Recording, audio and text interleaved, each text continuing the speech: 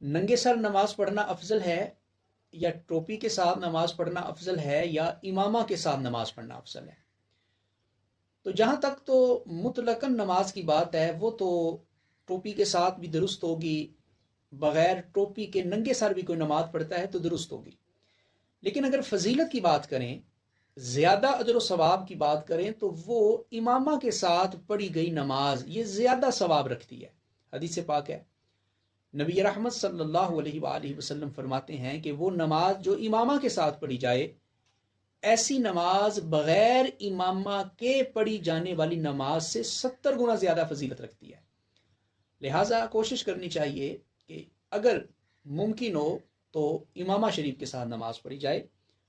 یہ مسئلہ بھی یاد رکھیں کہ بعض اوقات امام تو امامہ باندھتا ہے، مقتدی نہیں باندھتے، تو امامے کا ثواب صرف امام کو ملے گا، مقتدی حضرات کو نہیں ملے گا۔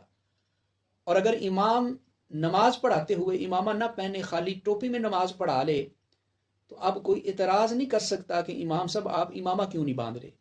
بھائی وہ امامہ باندھے یا نہ باندھے، آپ کو اس سے نہ ثواب مل سکتا ہے نہ کم ہو سکتا ہے۔ امام پگڑی باندھے گا تو ثواب پائے گا، نہیں باندھے گا تو نہیں پائے گا۔ اور اگر اس کو ثواب ملے گا امامہ شریف کی وجہ سے تو آپ کو نہیں ملے گا۔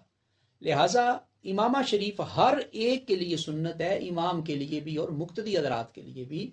اور امامہ شریف کے ساتھ جو نماز پڑھی جاتی ہے وہ باقی نمازوں کی بنسبت 70 گنا زیادہ فضیلت رکھتی ہے۔ اللہ رب العزت عمل کی توفیق عطا فرمائے۔